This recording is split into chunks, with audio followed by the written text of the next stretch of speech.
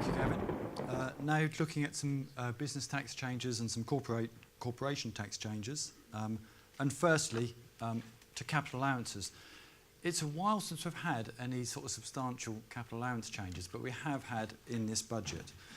Since 2001, we've had 100% first-year allowances on energy-saving plant and equipment, and that is now being phased out with effect from April 2020. There is a reason for this, I think you'll see as we progress through the presentation.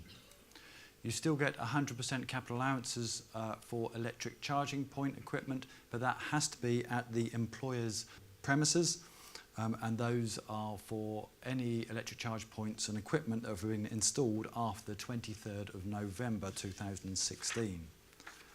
But the big headline change to capital allowances is the annual investment allowance. Now, the annual investment allowance allows you to have 100% tax relief on your capital spend in the year in which you acquire that asset. And they've increased the current limit of £200,000 up to £1 million for a temporary 2-year period. This was completely unexpected, and it will boost those wanting to invest in their business. Now, annual investment allowances started back in 2010, and they started at a level of £50,000, and they've danced around all over the place since then. In 2012, they went up to 100,000. They went down for a 9-month period later that year to 25,000. 2013 up to 250,000. 2014 to 500,000. And then we had a new set level of 200,000 set in the legislation from 2016, but they've changed it once again. A 2-year temporary increase to £1 million. Remember, that is great. You get your tax relief very quickly, but remember, if and when you sell or renew the asset upon which you've had full tax relief, you're going to get a balancing charge. So please plan ahead, and the timing of expenditure is really, really crucial, because these changes come into effect from the 1st of January next year, and if your accounting period spans that date, it's really important that you get your timing right and you seek advice. There are some very unexpected outcomes when you look at the detail of that. So, special rate allowances. This is a special rate pool which is currently at 8%. It goes down to 6% from April of next year. And really, we're talking about integral features here. So these are moving and working items performing a function which are included and integral and fixed to a building, to a structure. So a slight reduction there. But what we had completely out of the blue is tax relief on buildings and structures. We haven't had that for a number of years. This is only 2% per annum, so it's going to take you 50 years to get your tax relief on your building. But what they have done is they've extended it to a very wide range of buildings. It's not available to dwellings or residential buildings, but it is available to commercial buildings generally. Historically, we had industrial buildings allowances, which was at 4%, and that was very much on certain types of industrial buildings and factories. So this is a very good and welcome announcement, I think, but as I say, it is tax relief on a drip feed over a very long period of time.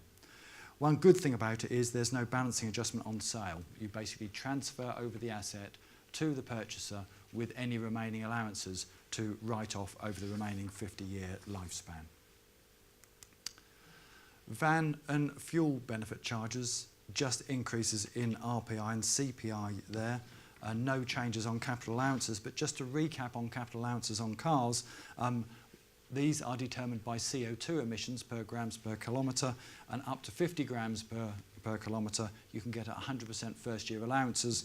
Between 50 and 110 grams per kilometre you can get 18% in the main pool, and over 110 you're down to 6% now rather than 8%, but you cannot use your annual investment allowances on cars. They are not qualifying assets for the purposes of the new £1 million allowances. Corporation tax, no changes in the main rate of corporation tax. It remains at 19%, and we still have the government pledge to reduce it down to 17% by 2020. But what we have had here is some tweaking and some changes of the corporation tax losses. We've had lots of really positive changes in the last few years, and as I say, these are very tinkering of the rules. we've got some amendments to terminal loss relief where you take a 3-year look back, and if that 3-year look back date is in the middle of an accounting period, we've got some more calculations to do and more changes. And there's also some announcements in there to make sure that group companies only claim what they're really entitled to claim rather than trying to claim more than they're specifically entitled. And finally, the bullet point at the bottom there talks about capital losses, and there's a restriction this year on capital losses brought forward against gains where they're restricted to £5 million. Above this level, there's a restriction of 50% of the gains being able to be used by losses brought forward. So these align the rules for capital losses brought forward to the trading losses brought forward that we've seen in the last couple of years. R&D, the government still encourages R&D relief. It's a great relief. It's 230% of your R&D spend if you're an SME, and an SME is any business, any company that is below 500 employees with a balance sheet with a turnover of under 100 million euros or a balance sheet of under 86 million euros. Any losses created as a result of that enhancement can be surrendered for a tax credit of 14.5%, and what we've that this year is some changes to say that there's a limit on how much tax credit you can have. You can have 3 times the amount of the PAYE liabilities that the company has incurred in the period. This is still subject to consultation though, and it is again slight tweaking. But it's fair to say that HMRC have suddenly cottoned on to abuse within the R&D claims and whether they are qualifying claims, but they're trying to balance this with meeting their target of 2.4% of R&D spend of GDP by 2027. Currently the level is only 1.7%. So they're trying to balance, trying to police the system with allowing more relief to be claimed. Off-payroll working in the private sector. Last year, HMRC introduced anti-avoidance rules for personal service companies. These are typically one-man band companies that provide their services through a limited company, and they introduced rules whereby if they were operating in the public sector had an obligation to consider whether PAYE ought to be applied on those payments. In other words, is an employment relationship existing if it were not for the company being in existence in the middle. If that was the case, PAYE needed to be operated. And they're extending those rules into the private sector, but the problem we've got there is they're saying that the smallest 1.5 million businesses are exempt, but they haven't defined what they are. What they've also said is large and medium businesses will have to have longer to adjust. Well, we know these rules come in 2020, but we don't really know what the definitions of the small and the medium and larger businesses really are. To assist in this, they've introducing a CEST, a check of the employment status for tax service from HMRC, and this will be a click-through sort of flowchart, if you like, online flowchart that will hopefully help people and guide people as to whether they will or will not have to apply the PAYE. As I say, we're waiting for more consultation on this, and this was announced that this would be introduced this year. Some national insurance changes. We're not going to see any Class 2 national insurance disappearing in this budget. That is despite the pledge at the outset.